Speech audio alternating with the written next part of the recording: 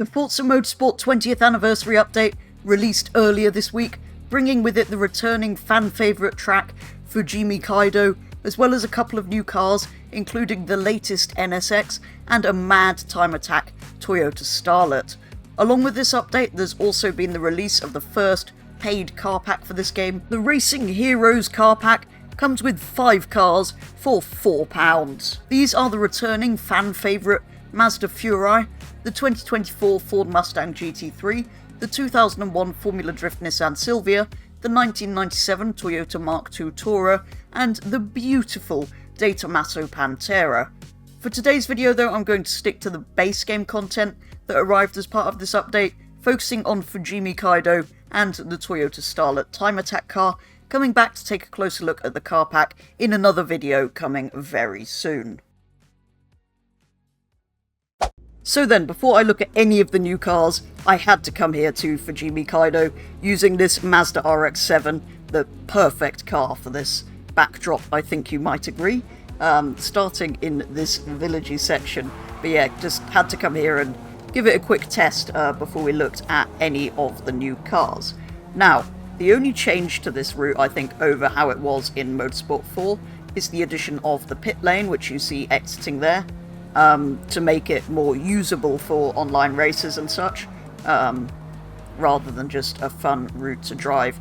The only slight disappointment is there is only 2 routes, 2 layouts of this track if you like, the normal and the reverse, whereas back in the Motorsport 4 days there used to be a sprint route up and sprint route down, I believe, as well. So hopefully that's something they might reintroduce at some point, although I'm not sure how that works with tyre wear and more complex stuff they've got in this game since then. But anyway, we're in a Mazda RX-7 driving up a Japanese mountain pass. This is something I don't think many people thought we would see in a Forza game. Well, they probably thought it was more likely as a location for a Horizon game than the return of this iconic route from Motorsport 4. But yeah, I mean, visually this is pretty incredible. For me, although I played this route back in the Motorsport 4 days, I never actually had an Xbox back then. I always had PlayStations, so I never owned Motorsport 4 back when it was new. I knew people that had it, which is why I got the chance to play this route a few times, but it's not, like, super nostalgic for me like it is for some people. Let's go into this section of hairpins. It'd be nice if we could kick the back out a little bit more easily. This game, like, that's flat to the floor mid-corner and turning. It just... there is a bit too much understeer. We could counter that by adding some power, I suppose, but yeah, for just a quick first drive. I wanted to come up here in a stock Mazda. I mean, that's pretty stunning, no? Look at that, with the river and everything, and then going into the tunnel.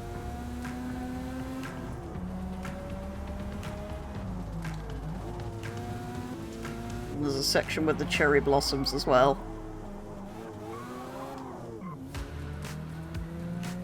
This has been really well done.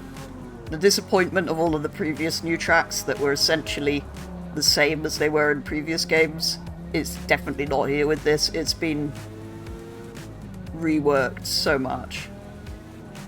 Again here, that is a pretty incredible view.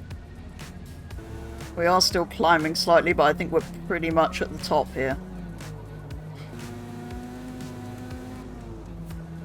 And look at this. It is just such stunning backdrop. As you come over the top with the water and Mount Fuji over there, that's so cool. That's a brilliant road in a fantastic location, is why everyone loved it so much, I guess. See, every so often there's just a gap in the trees, and you get that view from a slightly different angle. And again, it opens up to that view.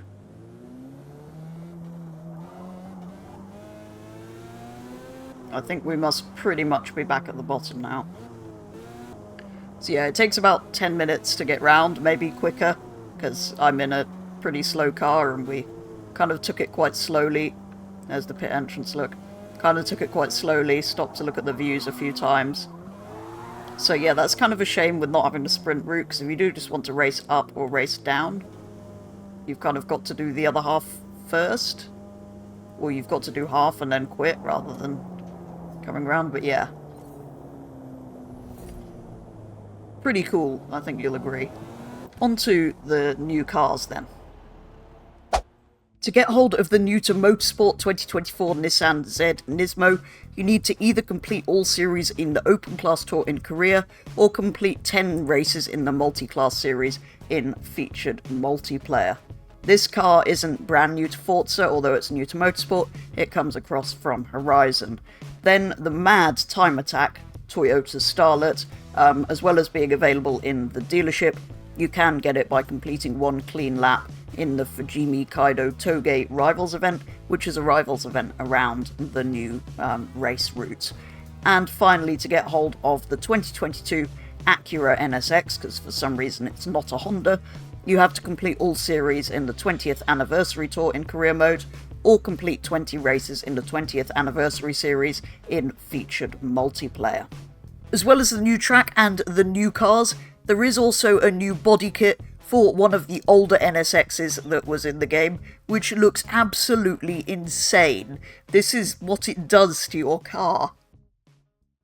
The Nissan Z Nismo and the new Honda NSX I am unlikely to actually unlock, so I think the only kind of base game car that I'm going to take a look at today is this Toyota Starlet Time Attack car. So it's available here in the Buy Cars section for 301,000 credits, and, well, it looks absolutely insane. So I'm kind of expecting there to be not much in the way of options, but it to be quite mad to drive as it is. So yes, over in the upgrade shop, if we scroll across to the end, there's no like visual stuff you could do because it already looks like this. However, you can, if you wanted to, make it more powerful. It has 650 horsepower as is, but you can give it 758 just by taking the restrictor plate out, 768 by adding an intercooler, and if we do these other bits, 911 horsepower you can get out of it. That is scary. I think the stock 600 and whatever it was is more than enough for a car this small though, so let's leave it.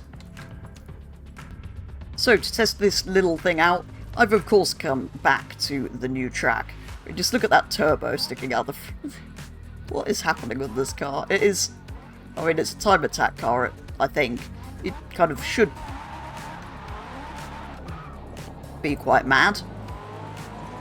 So as well as this, they've introduced the Evo time attack car, the Sierra one that we had in Horizon already. This somehow seems even more wild because it's on such a tiny Toyota. Yeah, this is quite terrifying, but also quite brilliant.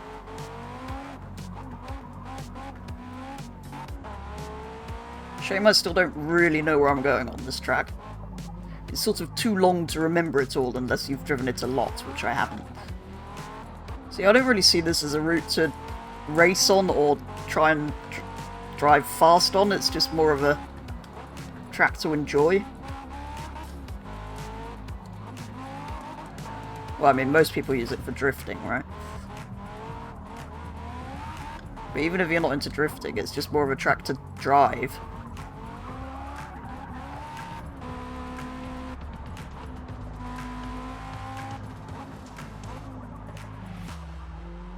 I keep thinking I've got into corners way too fast and somehow it brakes and turns enough to not have an accident.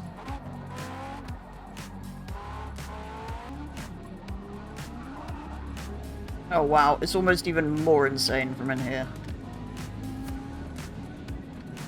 Obviously you can't see that massive wing, but...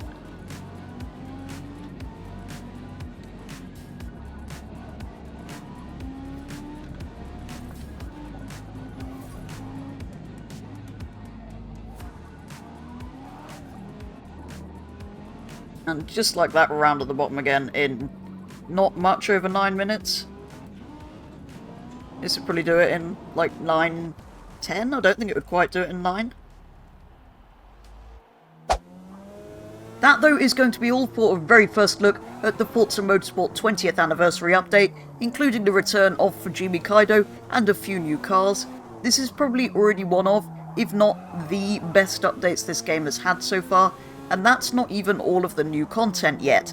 The car pack contains some incredible vehicles, and I'll be taking a look at those in the next video. As ever though, do let me know your thoughts on this latest Forza Motorsport update, but for now that is going to be all, so thank you very much for watching, and I will be back with the next one very soon.